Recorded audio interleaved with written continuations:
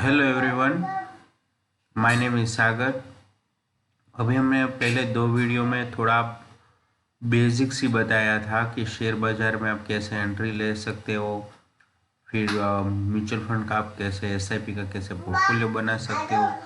तो कई सारे ये भी क्वेश्चन आते हैं कि भाई हमारा ईएमआई बाउंस हो रहा है, हमारा एसआईपी बाउंस हो रहा है, फाइनेंशियल डिसीजन में कुछ कमी रह गई है, मेरा फाइनेंशियल स्ट्रेंथ क्या है। तो ये सब पर्सनल फाइनेंशियल डिसीजंस रहते हैं हर कोई के। तो मैं आपको एक बात बताना चाहता हूँ कि आपकी पर्सनल फाइनेंशियल स्ट्रेंथ क्या है।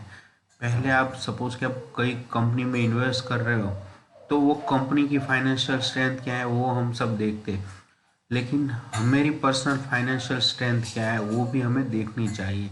तो अभी मैंने ये एक्सेल शीट बनाया है स्पेशली इसलिए कि कई सारे लोग फाइनेंशियल डिसीजन गलत लेते हैं, तो क्या होता है कि उसकी लाइफ पे उसका बहुत इफेक्ट रहता है। तो पहले से ही सपोज कि हमने अपने फाइनेंशियल डिसीजन अच्छे ले रखे हैं, तो फ्यूचर में मेरी फाइनेंशियल स्ट्रेंथ, हमारी लाइफ स्ट्रांग बनती जाएगी। तो मैं ये एक नहीं कह रहा हूँ कि मैंने जो बनाया ये अभी ये स्टैंडर्ड पोर्टफोलियो है। ये कोई स्टैंडर्ड पोर्टफोलियो नहीं, ये खाली एक मैंने एक एग्जांपल बनाया है यहाँ पे सबके लिए कि हमारी फाइनेंशियल स्ट्रेंथ हम कैसे मेजर करें, उसके हिसाब से हम कैसे डिसीजन लें। सपोज कि हम यहाँ पे एक मैंने लिया है, सपोज कि कोई एक पर्सन है, उसका सेविंग अकाउंट में 50,000 रुपीज़ पड़े हैं। उसके डिपेंडेंट सपोज कि उसकी वाइफ के अकाउंट में 25,000 रुपीज़ पड़ा है। एनपीएस में 3 लाख रुपए इकट्ठा हुए, पीपीएफ में 1.5 लाख रुपीज़ इकट्ठा हुए है, सुकन्या में उसने 1 लाख रुपीज़ डाला हुआ है, म्यूचुअल फंड में 5 लाख रुपीज़ डाला हुआ है, इक्विटी में 3 लाख का पोर्टफोलियो है, गोल्ड सिल्वर में 4 लाख है उसके पास, प्रॉपर्टी उसने होम लोन ली रखी हुई है, तो उसके पास जो भी प्रॉपर्टी है उसकी मार्केट वैल्यू 40 लाख रुपीज़ है।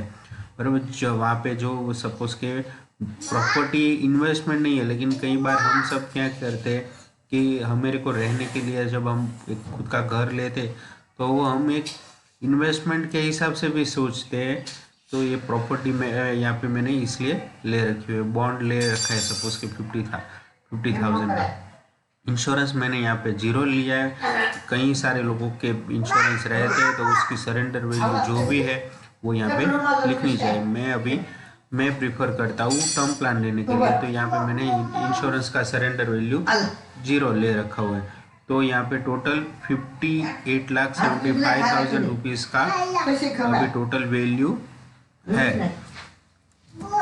सपोज के उसके सामने अभी होम लोन, तो होम लोन का ये पर्सन है, उसने होम लोन 20 लाख रुपीज़ का ले रखा हुआ है, और कार लोन अभी 3,50,000 का ले रखा हुआ है, तो उसकी टोटल बर्डन है उसके ऊपर 23,50,000 का।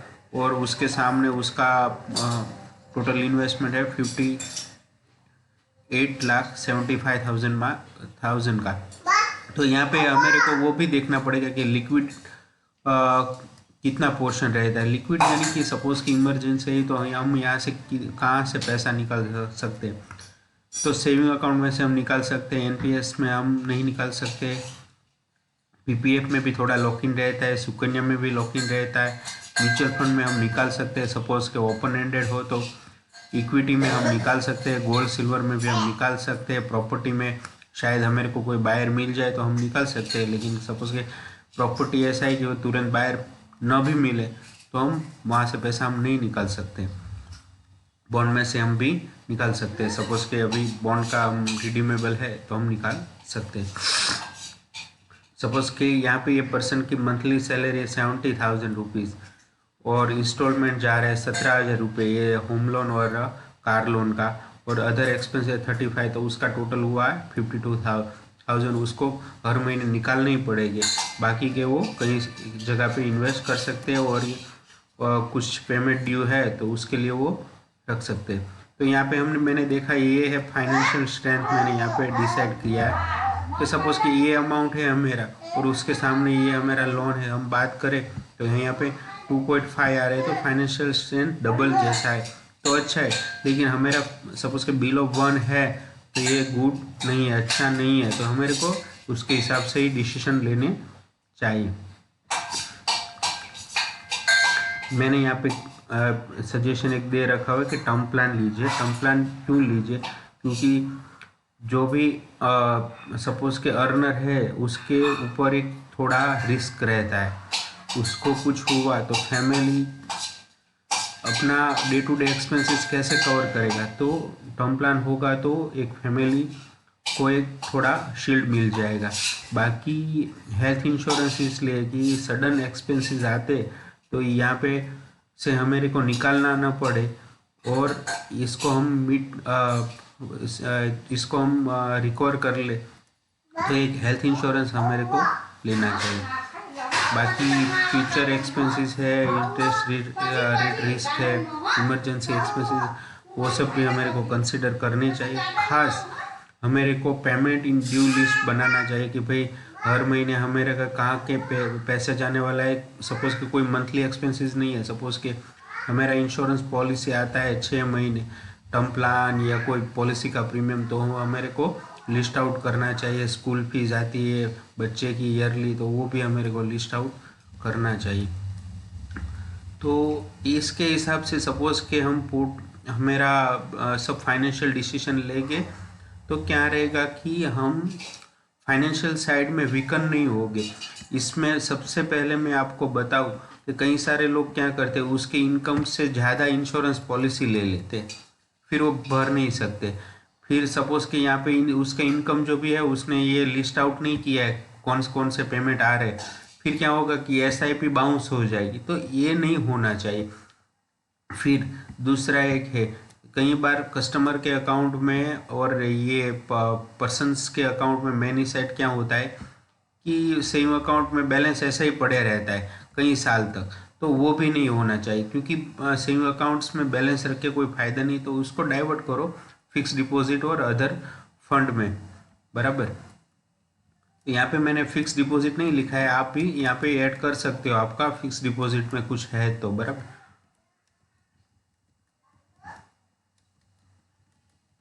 सपोज कि अभी आपको फ्यूचर में कोई प्लानिंग है, सपोज कि आपके पास कार नहीं है और आपको फ्यूचर में प्लानिंग है, अभी आप थोड़ा कम अर्न कर रहे हो लेकिन आपके पास आपको सेविंग भी रखना है, लेकिन फ्यूचर में आपको कार भी लेनी है, तो आप उसके हिसाब से यहाँ पे प्लानिंग कर सकते हो। तो यहाँ पे आपका अभी फ्यूचर प्लानिंग भी हो जाएगा कि आपको कहाँ पे सपोज कि आपकी ये जो रिक्वायरमेंट है वो कैसे फुलफिल करे, वो यहाँ से ही प्लानिंग होगा आपका।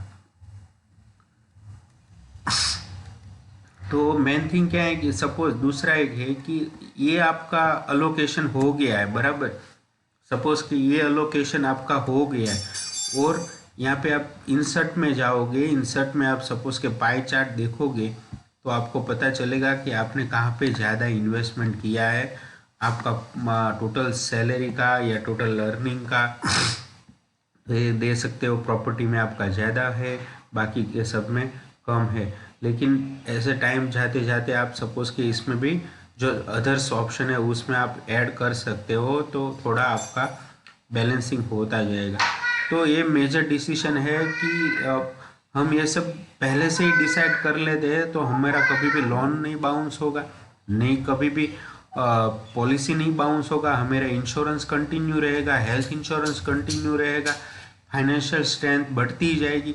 तो ये पहले से ही हम डिसाइड कर लेना चाहिए। कई बार क्या होता है, पॉलिसी कोई समझाने आता है तो वो बैंक से आता है कि कोई एजेंट्स आते, तो उसको पता नहीं होता है कि आपका पर्सनल फाइनेंस क्या रहता है, और हम क्या करते हैं रिलेशन में पॉलिसी साइन कर देते हैं, फिर लॉन्ग टर्म में वो हमारे को इफेक्ट रहता है।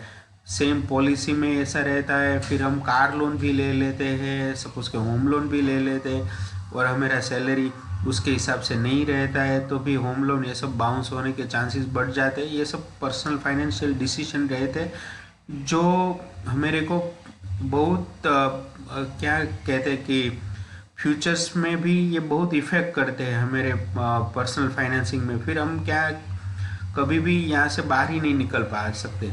सपोज़ कि हमने पहले से ही गलत डिसीजन ले रखे हुए, पहले से ही इतना भले ना थोड़ी कम चले लेकिन पहले से ही सही चले तो लॉन्ग टर्म में हम जा सकते हैं, आगे बढ़ सकते हैं, फाइनेंशियली स्ट्रांग बन सकते हैं। तो ये सब है।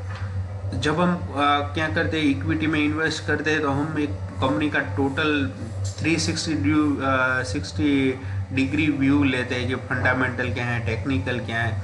जब हम मेरी पर्सनल लाइफ में भी फाइनेंशियल डिसीजन ले तो ये सब करना चाहिए, तो आगे बढ़ के ये सब काम आता है। तो बस इतना ही मेरा आज का ये अभी वीडियो है।